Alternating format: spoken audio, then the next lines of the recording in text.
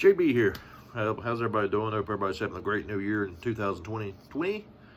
And we're all sitting here every day. Everybody's thinking, man, it's getting so closer to NASCAR. One more month away. Wow.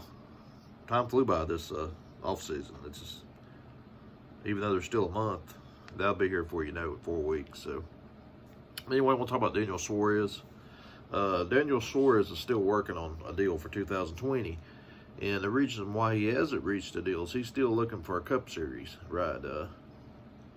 Gauntlet Brothers Racing right now is his top choice, from what I'm understanding. And if I'm Daniel, don't do it, buddy.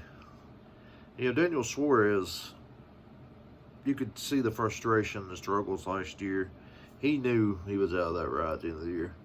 And you can just see the frustrations. But if he's smart, I'd rather go to a nationwide team. See, I'm still calling nationwide. Xfinity team. I'd rather go to an Xfinity team or a Truck Series team that has a chance of winning. And maybe even though it ain't a top-notch ride, but just go to somebody that has a chance to go into this Cup car that's just going to finish, you know, multiple laps down every race. Slow car. Daniel's got himself in a bad situation. I know he wants to continue his NASCAR career, but he just didn't prove. I mean, look, he drove the 19 car for Joe Gibbs Racing, as big as you can get. You don't get a better car than that. And the guy didn't win in it. It just didn't show nothing. So Joe Gibbs let him go. Truex comes in and wins 7 races the first year. So that's you can tell right there the difference in the driving abilities. And then he heads over to Stewart-Haas Racing, another top-notch equipment.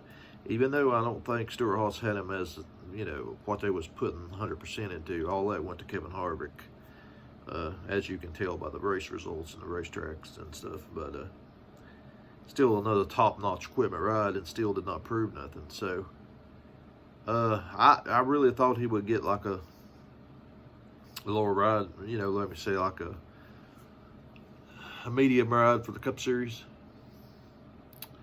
All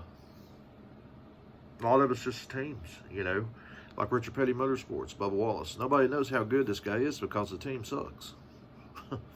As much as I hate to say it, I mean, he don't have a car to prove it. So, well, he's making money. So I guess that's a big point about it. That's the difference between today's NASCAR drivers and the drivers from the past. Was they wanted to win more than anything. Nowadays, a lot of these drivers are just like, hey, as long as I collect that paycheck, kind of like an NFL player, as long as I get that paycheck, I can finish 30th every week. The best don't do it.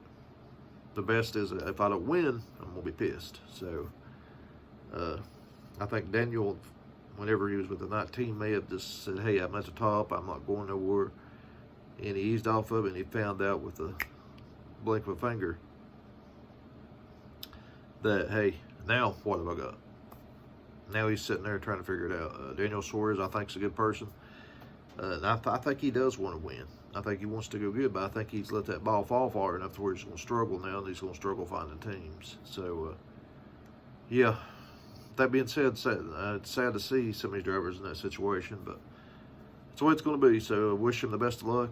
If he does take the ride of the Gauntlet Brothers Racing, yeah, maybe he'll still be around to talk to people and negotiate. If he can just bring a big sponsor with him, he's got to have that big sponsor. That's what'll put him in a better ride. But there you go, guys. It's the update on Daniel Suarez there. See you guys later.